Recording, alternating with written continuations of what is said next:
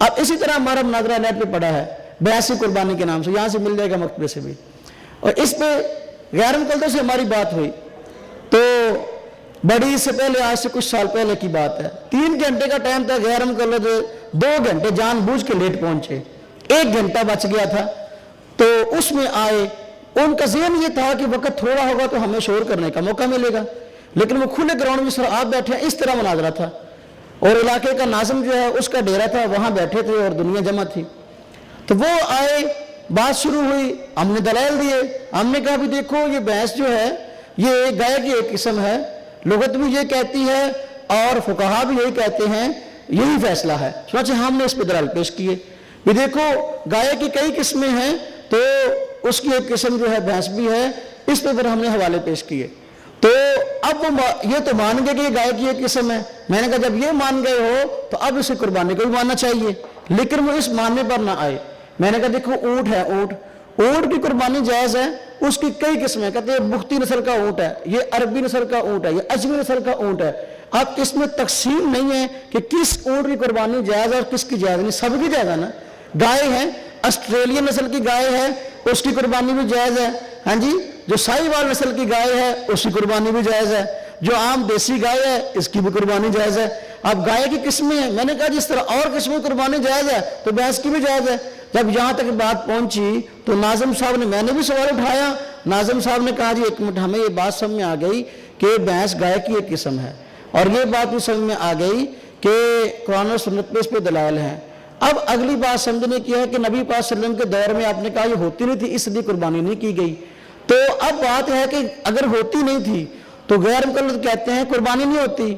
अगर इसकी कुर्बानी जायज़ नहीं कि अल्लाह के नबी ने नहीं की, तो अल्लाह के नबी सल्लल्लाहु अलैहि वसल्लम ने तो भैंस का दूध भी नहीं पिया और उसका गोश्त भी नहीं खाया, तो फिर इसके दूध के हलाल होने पर और उसके गोश्त के हलाल होने पर दलील क्या है? ये मेरा सवाल है। अब उसने ये सवाल कर दिया, गैर मुकल्लद कहने लगे नाज़िम साहब कि आप सवाल नहीं कर सकते। मैंने कहा चलो वो नहीं करते, मैं कर लेता हूँ। अब ये सवाल उनसे किया गया और वो कहने लगे कि हम जवाब देंगे, लेकिन पूरे मुनाज़रे के अंदर इस बात का जवाब ना दे सके। और आखिरकार जब हमने उनके अकाबर की किताबों से भी ये बात साबित कर दी, मुर्शिद फिरदौस देहलवी से भी ये बात साबित की कि खुद हज़रत अली रज़ी अल्लाह अन्हु से रिवायत है, आपने फरमाया कि जो भैंस है जिसको अरबी ज़बान में जामूस बोलते हैं, कुर्बानी के अंदर 7 आदमी की तरफ से काफ़ी है।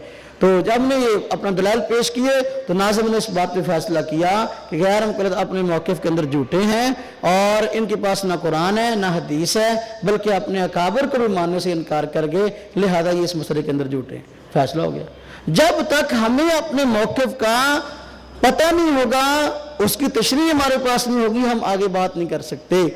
और अक्सर जो हम कहते हैं ना मुनाज़रे फैसला कौन नहीं होते, उसकी बड़ी वजह यही है कि हम अपने मौक़िफ़ को समझे हुए नहीं होते, फ़रीक़े मुखालिफ से दलील कौन सी मांगनी है वो उसका तकादा नहीं करते, इसलिए पानी के अंदर मदानी फिर रही होती है। सबसे पहले मुनाज़रा करने से पहले अपनी पोजीशन को मजबूत करें, अपनी पोजीशन को मजबूत करके मुताला करके फिर आप किसी और से बात करें।